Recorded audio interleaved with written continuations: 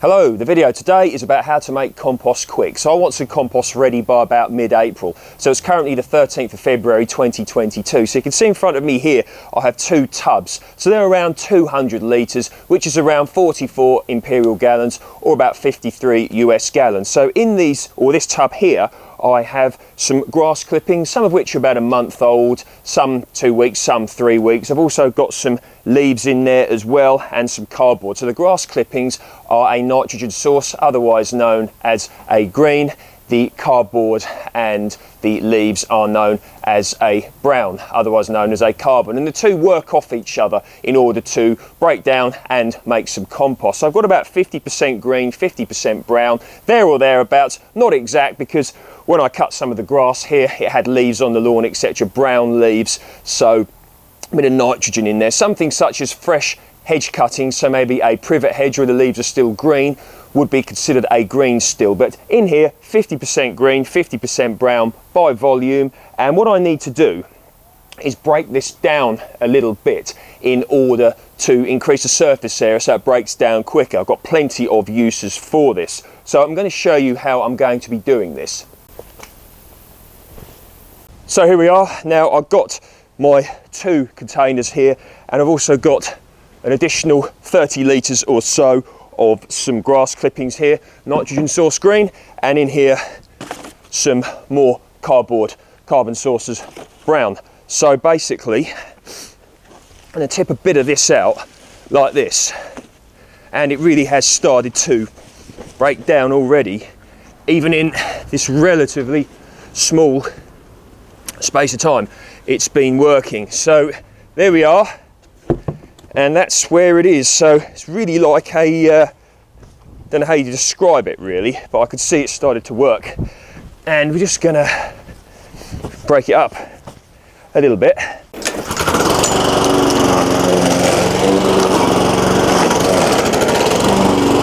Now to this mix we're going to put the grass cuttings in. Now I know these have already been through the mow, and we can also put some cardboard in this as well. So I'm going to take the opportunity to get this in. So this is kitchen waste. This is a source of nitrogen, so green, and you can see here there's it's a pineapple. So that's going to go into the mix as well. So there we are. Now you can see all that. I've cut it up quite small, and I'm now going to put it all together into a little heap.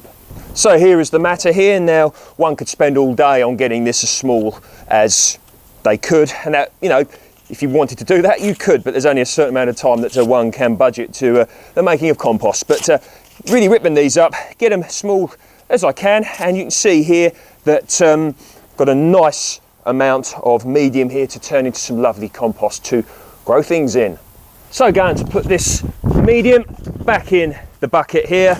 So here we are, all back in situ, pot here, and the plan's going to be once a week or every 2 weeks to turn it. So in a week or so it's going to go in that one, and then the other week back, maybe every 2 weeks. We'll see how it goes. So you need to keep compost slightly damp. You don't want it overly wet, because if you do that it won't break down properly. So like a damp sponge or cloth is how I like to explain it. So what I like to use actually with regards to composting is urine. And one reason I like to use urine is because it's rich in nitrogen, and hopefully you've got plenty of a free supply of it. But of course I'm not going to be doing that here, so I'm going to simulate that event by using this water pistol, and you just keep it slightly damp there. Whoops, there we go.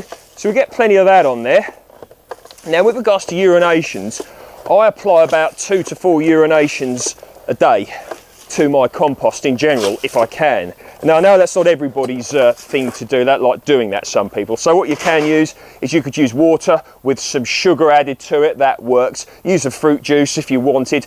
I've done it before, many of you have seen. You can get something like some apples, and you can smash them up, put them in some water, put that in for some sugar. But either way, some sugar and some moisture is absolutely wonderful. Now you really can see how much that brought the volume down by cutting it up like that with a mower. So it's about a third less than it was. So you really want to use as much as you can. Don't be in a rush to do this. Take the extra time to save the matter. So grass clippings, save them. Try and get as much cardboard as you can. autumn or fall leaves, try and get as many of them as you can, kitchen scraps, etc, etc, as much as you can. And you don't have to do it all at once, you can add to it over time and just take your time and make it work for you. But you really can see how much this has gone down, and it will go down a lot more. So use as much as you can, because you'll probably end up finding that you'll have more uses for it than you initially think. So if you can do this, this is positively grand. So you see my Dalek compost bin here, and what you want to try and do is get a bit of compost, existing ready-made compost if you can, and get that in your new mix, because it contains microbes, bacteria, etc, which can help with the composting process. You don't need that much, but just enough to get a little bit of bacteria in. There we go, that'll do. You see that's pretty much there already. So if you don't have access to this, maybe you could ask someone if they can give you some. Make sure that what they're composting is good quality composting materials. You don't want to get any sort of artificial fertilizers or pesticides, whatever, in my opinion, in your compost, but just be careful. And or you could say just get like a handful of dirt or growing medium from your garden, and you can chuck that in. Trick is just to get some additional beneficial microbes in there. Okay, get that in there. Don't have to mix it in, you just put it on the top, but if you want to mix it in a little bit, you can. So I put some cardboard on top, and the reason why I've done this is because worms are light sensitive, so if any worms do want to move into there, it's a welcoming habitat environment, etc, as possible. So nicely covered up. Might be a bit early in the composting procedure for worms to move in, but I want to make the chance of that happening as high as possible. So there we are, cardboard on top.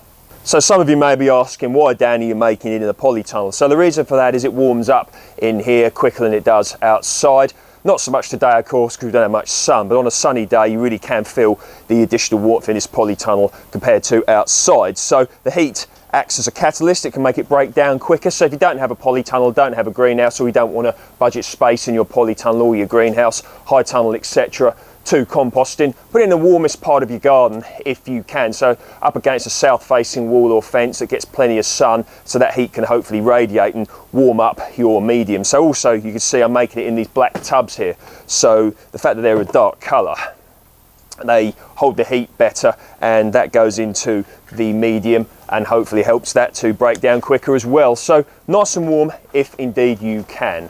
So here we are 1 week later. Now we're going to take off this cardboard and see what the matter underneath looks like. So it certainly looks like it's been working, and it's just about the right dampness for what I want to achieve. So we're simply going to turn it into this other pot here to let some more air in, to allow it to continue the composting process. So it's looking good, turning nice and dark now, just the right dampness, not too wet, not too dry like a damp sponge or damp cloth.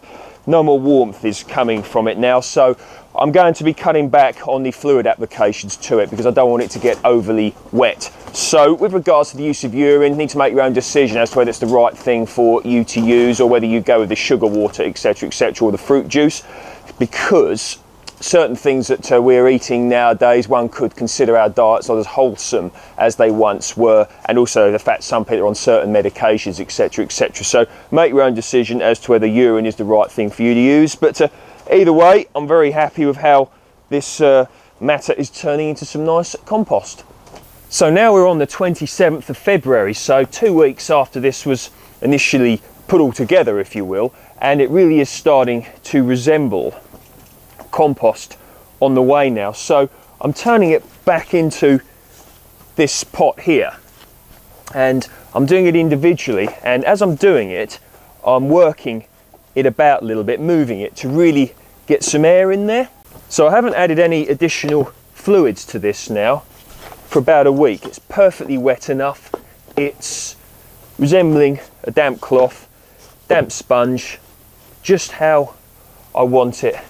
Getting some rather cold nights at the moment, frosts, etc, and doesn't get too warm in here during the day, but of course warmer than outside, so it's not really drying out too much. You can see here, look, really separating it. I'm going to take out twigs like that. Really, I don't want them in there and just continue to move this into this other bucket. It's the 6th of March, 1 week later, and I've just taken the cardboard off and I'm going to turn it once again. So I applied some urinations to this the middle of the week. Probably not going to apply any more urine to this now. Going to leave it, and I'll just show you what it's looking like, and it's really looking nice. You can see that there, and once again it's simply going to be going in this tub here, and as I do it I'm going to mix it up, shake it about a bit just to allow some nice air into there so that it can keep working. So there we are, that's looking good, and it can go back here for another week, and we shall once again cover it over with the cardboard, and that can then do what it's going to do for another week. So we're currently on the 21st of March. I turned the compost yesterday, so we're now 5 weeks and 1 day into making this compost, and I noticed that some ants are here. So when one lifts the cardboard away, the ants are very apparent. So you can see the ants on the cardboard there, and also down there, look, you can see them in the compost mix itself. So this can be an indication that the mix is too dry and or there's not enough nitrogen present. So when one squeezes, they want it so about 1 or 2 drops of moisture come out, and you notice there no drops of moisture are coming out of this at all. See? Go closer to the camera. There you go. So very likely that this is too dry. So I'm going to apply some water to it, and also a bit more nitrogen in the form of urine. So here in the watering can I've got about 6.5 litres of rainwater, and that's about 1.25 gallons, I think, something like that. And there's a urination in here as well, so I'm going to apply that. So you want to apply it gradually. You don't want to make your compost really wet, because that's not good either.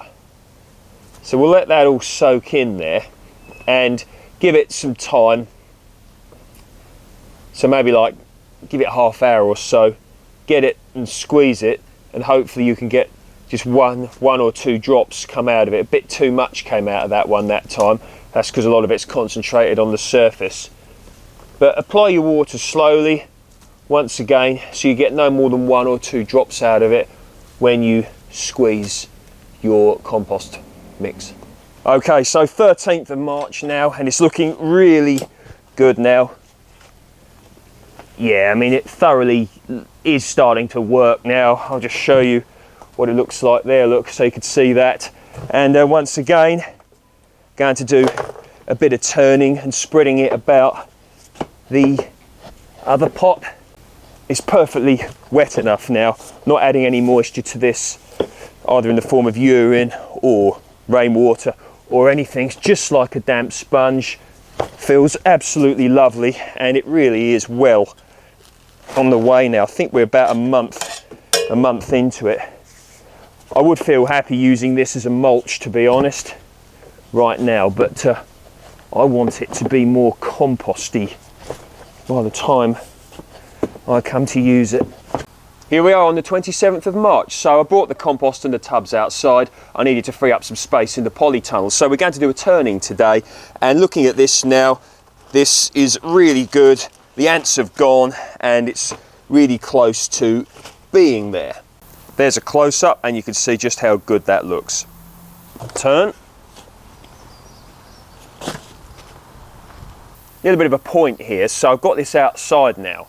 If I was expecting massive amounts of rain, I'd probably put something on this so that the rain ran off of it. So maybe like some wood or something at a slope, because I don't want this to get too wet.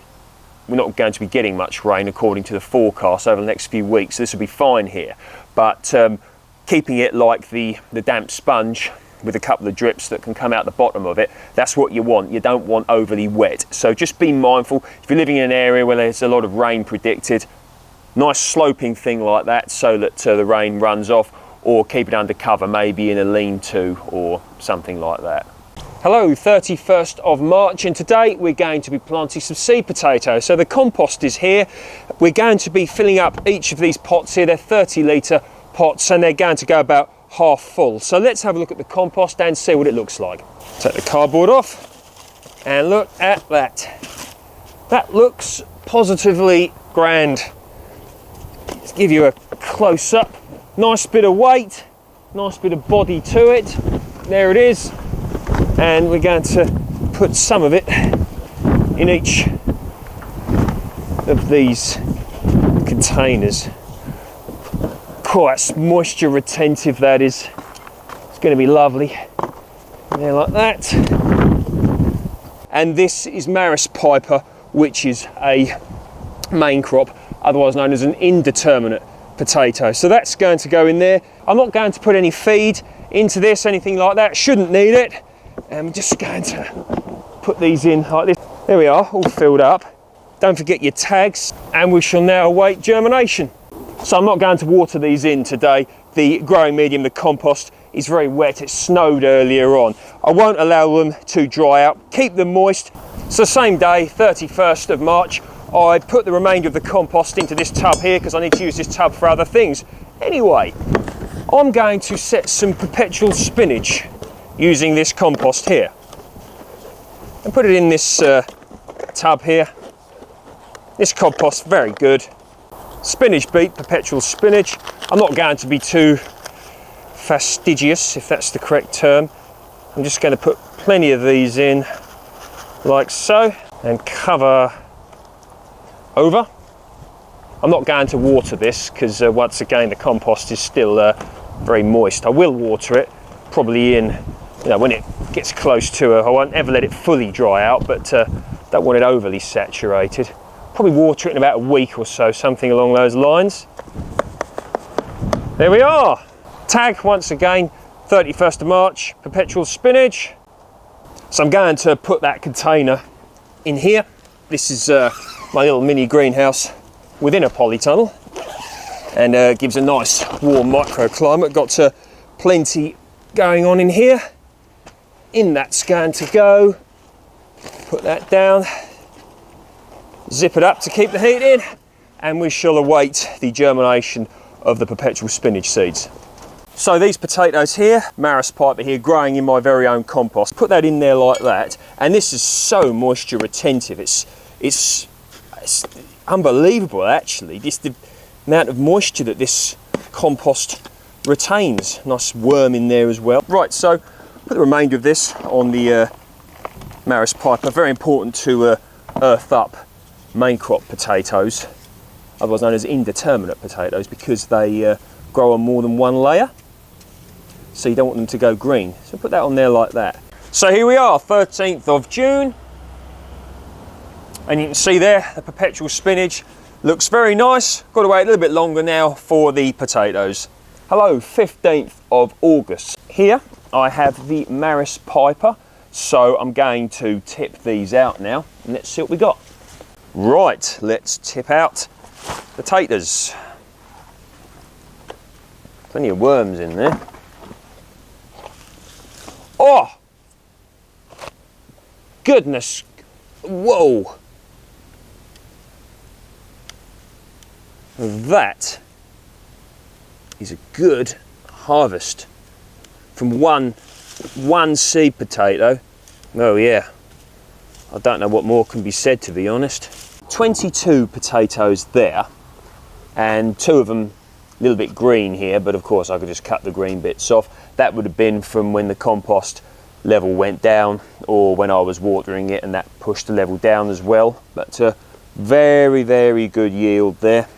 Very, very happy with that, and I shall be looking forward to making some chips out of those potatoes. So isn't that wonderful?